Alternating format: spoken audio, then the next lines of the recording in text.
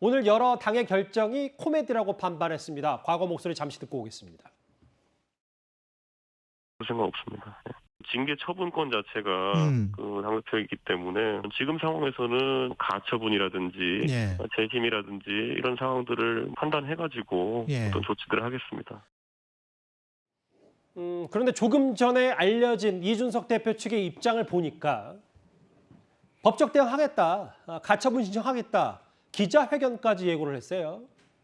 그러니까 이게 이준석 대표가 그동안은 윤석열 대통령을 공격하기 전에는 사실상 자신의 정치로 이 문제를 풀어보려고 했던 것 같습니다. 예를 들면 당원들, 청년 당원들을 모은다든지 아니면 청년 당원들을 만나면서 자신의 세를 과시한다든지 이런 식으로 자신의 존재감을 정치적으로 피력하는 모습을 보이면서 이 문제를 좀 지나가 보려고 했던 것 같은데 사실상 윤 대통령과 권성동 원내대표가 나눈 문자가 공개되기 시작하면서 예. 그 이후에 그 최고위원들의 몇몇 최고위원들의 위장 사퇴쇼가 이어지고 비대위로 가는 이 모든 일사천리한 상황이 사실 이제 더 이상 이준석 대표가 국민의힘에서 설 자리는 없다라는 것을 선고를 해주신 것이거든요. 그러니까 이거는 사실 정치적인 사망 선고처럼 느껴졌을 것이고 더 이상 정치적으로 이 문제를 풀어볼 수 없다라는 판단을 했고 저는 그래서 싸움의 구도를 원래는 윤핵관 대 이준석 또는 구태 세력 대 신세력, 개혁 세력 이런 식으로 구도를 짰었던 것 같은데 예. 이 구도 자체를 사실은 윤석열 대통령과 이준석의 싸움 구도로 만들었거든요. 그러니까 이거는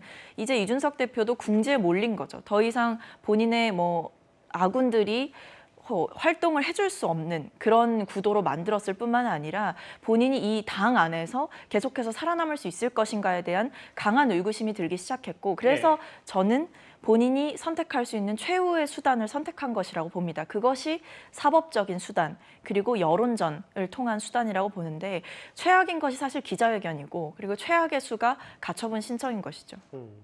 정치적으로 풀 수 있는 문제였음에도 법적으로 푼다. 이게 최악이다라고 하시는 거죠? 이제 더 이상 정치적으로 풀 수 있는 공간을 이준석 대표에게 허용하지도 않았을 뿐만 아니라 이준석 대표도 더 이상 그 길을 가지 않을 것으로 보입니다. 여기 계신 나온 네 분의 한 목소리는 그거예요. 정치적으로는 이제 퇴로가 별로 없다. 근데 이현정 의원님. 네. 그럼 법적으로 일단 기자회견과는 별개로 법적 소송 가처분 신청을 하면 저희가 이번 주에 뉴스탑10에서 많이 짚어봤듯이 법조계에서도 의견이 엇갈려요. 이준석 대표 손을 들어줄 수도 있다. 그런 가능성도 있다. 이렇게 되면 앞으로 또 국민의힘은 어떻게 되는 건지 더 혼란 속에 빠져드는 건 아닙니까? 그렇죠. 이 원칙적으로 정치의 영역을 법적으로 가져간다는 것 자체가 굉장히 부적절하죠.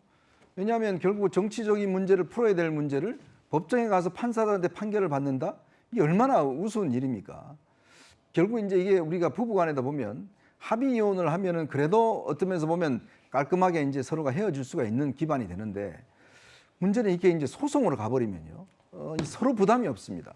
서로 부담이 없다는 건 뭐냐면 이제 국민의힘도 이준석 대표에 대한 일말의 어떤 면에서 보면 이 부채가 없는 거예요. 그동안 선거 승리하고 등등 여러 가지가 있어서 그나마 당내에서도 이준석 대표를 응원해주고 있던 세력이 있었지 않습니까? 근데 제가 볼 때는 만약에 가처분 소송으로 가버리면 이제 그런 세력이나 그런 사람도 더 이상의 어떤 면에서 보면 부채감이 없어져 버린다. 그 얘기는 제 비유가 적절한지 모르겠습니다만 숙려 기간이 끝났고 이제부터 이혼 소송이 들어간다 이렇게 받아들이면 그렇죠. 돼요. 이제는 서로 간에 재산 나누기 싸움 그 이상 그 이하도 아닌 걸로 가버리거든요. 그렇다면 정치라는 게 이준석 대표 여기서 정치를 끝낼 건 아니잖아요.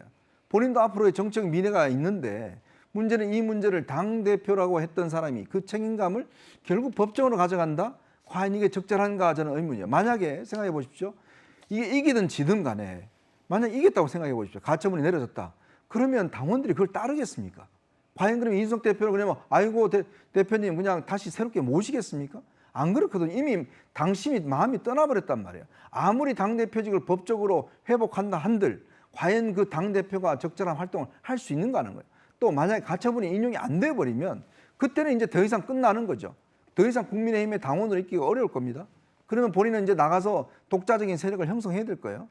이제 양쪽 다 이준석 대표한테 저는 플러스가 안 된다고 봐요. 마음으로는 본인은 내가 법정 투쟁을 해서 승리를 하겠다는 생각을 하지만 제가 판단할 때는요. 이 변호사분들 많은 이야기 하시는데 제가 그동안 법조를 취해보고 한 것에 따르면 지금 이 국민의힘이 여러 가지 절차를 밟잖아요. 그 절차를 밟으면 법원도 이 부분에 대해서 관여하지 않습니다. 예전에 차명진 의원 같은 경우에 그때는 법원에 인용을 해줬어요. 왜냐하면 그때는 윤리위에서 제명을 해야 되는데 윤리위에서 안 하고 급하니까 최고에 제명을 해버렸어요. 알겠습니다. 이런 예. 절차적인 문제가 있으면 모르겠지만 지금 이 복잡한 절차를 밟는 과정에서는 제가 볼 때는 아마 법원도 저는 편들어주기 어렵다 이런 생각입니다. 개인적인 시각일 수도 있고 왜냐하면 네, 또 그렇습니다. 아직 뚜껑을 안 열어봤기 때문에. 잠시 지나갔던 자막 새로운 내용이 있나요? 청년당원들 얘기가 아까 자막으로 잠깐 지나간 것 같은데 감사합니다. 이 부분이네요. 이준석 대표에게 힘을 실어주는 청년당원들도 별도의 집단 소송 당사자가 누군지 좀 더 알아봐야 될 것 같습니다만 일단 이준석 대표는 이제 법적 대응 준비를 좀 시작했습니다. 여기에서 국민의힘 당원은 김근식 교수님밖에 없어서 이 질문은 김 교수님께 드릴게요. 예. 오늘 이준석 대표가 여러 SNS 글을 올렸는데 그 중에 다음 주 9일인가요? 이제 네. 비대위원장을 새로 선출할 때 이걸 ARS로 뽑는다. 이게 무슨 절차상에 이런 문제가 어딨냐? 아니 뭐 지금 코로나 집합금지도 아닌데 이것도 절차가 문제 있다. 이런 거 하나하나 다 법적 대응하겠다. 이렇게 좀 얘기를 하고 있거든요. 그러니까 지금 오늘 했던 상임 정국위는 숫자가 한 40명 정도 되기 때문에 모여서 지금 대면으로 다 했습니다. 토론도 하고 표결도 하고. 그러나 전국위는 한 1,000명 가까이 됩니다. 저도 전국위원으로 되어 있는데 그러면 과거에 2020년에 총선에서 패배한 다음에 김종인 비대위 체제를 갈 때도 전국위원을 열긴 어렵습니다만 와가지고 1,000명 가까이 중에 수백 명이 모이는 거거든요. 그래서 그때는 코로나 전국이 아니었기 때문에 집합금지가 이렇게 그 규제가 있었던 게 아니기 때문에 모여서 하긴 했습니다만 예. 토론하고 거기서 만장일치로 그냥 통과를 시키는 것이 그동안의 그 순서였습니다. 그렇기 때문에 제가 볼 때는 지금 서병수 전국위원장이 이야기하는 것은 1,000명 가까이 되는 다중이 모이는 것이기 때문에 그다음에 시간이 좀 촉박한 게 있고 그러면 모여서 어차피 상임정국에서 지금 충분한 토론과 논의와 표결을 거쳐서 나온 것들에 대해서 추인하는 절차이기 때문에 그 추인의 절차를 ARS로 하겠다고 이야기를 하는 것 같습니다. 저는 이 부분에 대해서 이준석 지금 대표가 집합금지도 아닌데 ARS 해서 안 된다고 이야기합니다만 과거 2020년에 김종인 비대위원장을 추인할 때도 모여서는 했습니다만 토론 조금 하고 바로 그냥 투표했는데 표결하지도 않고 그냥 바로 만장일치로 추인을 했거든요. 그런 면에서 본다면 저는 ARS가 사실상 개인에게 다 온라인으로 와가지고 투표를 하게 하는 거 아닙니까? 찬반 투표를 하게 하는 거잖아요. 그런 면에서 본다면 오히려 ARS가 그 1,000명 정도가 전국 각지에 흩어져 있지만 이 당원 개정안이나 비대위 구성안에 대해서 찬반을 명확히 할 수 있는 면에서는 훨씬 더 낫지 않은가 생각이 듭니다. 대표성이 있다는 말씀. 네. 사실 뭐 따지고 국민의힘도 저거 다 법적인 거 고려하고 ARS를 또 검토를 했었을 테니까. 집합금지도 아닌데 ARS로 전국위원회 하냐. 이제 절차적 문제를 하나하나 이준석 대표가 장외에서 꼬집고 있는데 또 하나 얘기가 오늘 좀 눈에 띄었어요. 워낙 사자성어 좋아하고 이준석 대표가 그 예전 역사 많이 인용을 하니까 윤핵관의 핵심이라는 사람이 어떤 사람이냐. 2017년에 대통령 선거에서 3명의 후보를 밀었던 삼성간호 아닌가. 삼국지 여포. 주군을 여러 차례 배신한 여포를 성셋 가진 노비로 일컫어 비꼰 것이다. 제가 이렇게까지 다 읽어드립니다. 구장차장. 네. 윤핵관 중에 윤핵관인 장지현 의원이 2017년 대선 때 직함생략하고 반기문, 유승민, 홍준표 이렇게 다 지지하고 번갈아가면서 지지했으니 막상 윤 대통령이 위기가 있을 때 장지현 의원도 도망갈 거 아니냐. 뭐 이 얘기를 이준석 대표가 하고 싶은 것 같아요. 네. 그러니까 이제 윤핵관의 대표적인 사람 중에 한 사람이 이제 장제원 의원을 이준석 대표가 직격을 한 건데, 그런데 저는 삼성 간호 너무 좀 섬뜩한 말이 아닌가 하는 생각이 듭니다.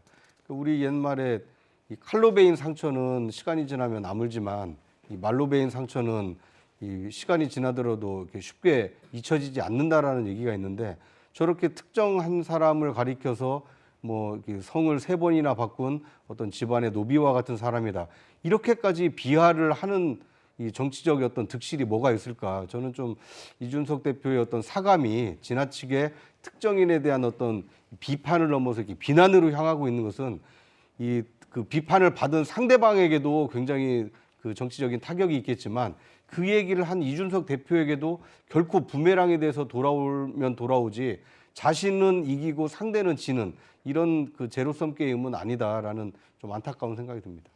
장지현 의원을 또 언급했기 때문에요. 노비. 예, 김근식 교수님. 저는 이제 그 이준석 대표가 저렇게 좀 격한 과도한 어떤 이제 말을 하는 것 자체가 그동안에 이제 행태에서 많이 지적이 됐었던 거고 점수를 잃었던 여러 가지 이유 중에 하나이긴 합니다만 저는 이 장재원 의원을 겨냥해서 저런 말을 하는 것 자체를 두둔하는 게 아니라 이 난국을 헤쳐나가기 위해서는 이미 비대위 체제로 가기로 했기 때문에 오늘 상임정국위하고 다음 주 정국위를 통해서 절차적 정당성을 밟아서 정말 빠른 속도로 이제 윤석열 정부의 성공을 뒷받침할 수 있는 일치된 당으로 새로 거듭나는 게 필요한데 그 과정에서 이준석 대표가 사실은 빠지고 물러나는 것과 더불어서 저는 이른바 윤핵관이라고 불리는 분들, 장재원 의원을 포함하겠죠. 이분들이 그동안 했던 행태, 또 이분들이 했던 그동안의 정치적 내공과 실력 이런 것들이 많이 드러나서 국민들에게 상당히 많은 불평과 지지율 하락에 도움을 줬기 때문에 저는 윤석열 대통령이나 또 윤석열 정부나 우리 국민의힘 당에서도 이준석 대표 체제가 뒤로 빠지는 것과 더불어서 저는 이른바 윤핵관이라고 불리는 분들도 더 이상은 이제는 자기 정치하지 말고 그리고 호가호해하지 말고 국회의원들 줄 세우지 말고 정말 대통령을 위해서 저는 이 선으로 후퇴해야 된다고 생각합니다. 예. 1997년에 DJ가 정말 어렵사리 10몇만 표 차이로 어렵게 이기고 여소야대 전국이었지만 그때 DJ가 했던 가장 첫 번째 조치는 30년 동안 자기를 위해서 목숨을 걸었던 가신들을 다 뒤로 뺍니다. 예. 그게 기본의 협치의 기본입니다. 저는 이것을 좀 명심해야 된다고 생각합니다. 여러 이준석 대표가 절차를 계속 따져 묻고 있고 법적 대응까지 오늘 가처분 신청 예고를 했거든요. 오늘 비대위 절차를 밟는 당원 개정안에는 40명 중에 26명이 찬성을 했습니다. 서병수 의원의 목소리 잠시 듣고 오겠습니다. 당헌에 대한 유권 해석안은 당이 처한 현 상황이 당의 비상 상황에 해당한다라고 판단을 했습니다.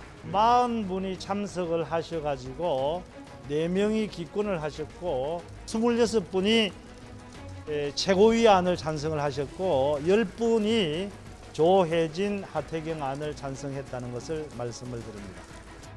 비상대책위원회가 구성이 되면 그 즉시 최고위원회가 해산되기 때문에 당대표의 직위도 사라지게 되는 것입니다. 당헌 당규상에 그게 못 박혀 있는 겁니다. 그러니까 그렇게 결론 내렸다고 봐도 되는? 결론에 당헌 당규상에 그게 있다니까. 당헌 당규상에 그게 적혀 있다니까요. 누가 결론을 내린 게 아니에요. 저희가 이번 주 내내 당원 당규 얘기만 해가지고요. 당이 비상 상황이다. 40명 중에 29명이 동의를 했고 그리고 당대표 직무대행 그러니까 권성동 원내대표가 비대위원장을 임명할 수 있는 당원 개정안 40명 중에 26명이 찬성을 했습니다. 아직까지는 당의 수장인 권성동 원내대표의 반응도 궁금합니다. 오늘 어떻게 반응했는지 한번 듣고 오겠습니다. 의결된 거 어떻게 좀 보시는지. 비대위원장은 좀 어떤 분이 유력할까요? 좀 윤곽이 나올까요? 주말 동안에 여러 의원님들의 의견을 또 경청하도록 하겠습니다. 좀 김기현 의원님이 유력하시다는 이야기도 있는데 좀 어떻게 봐야 될까요? 누구요? 김기현 의원님이요.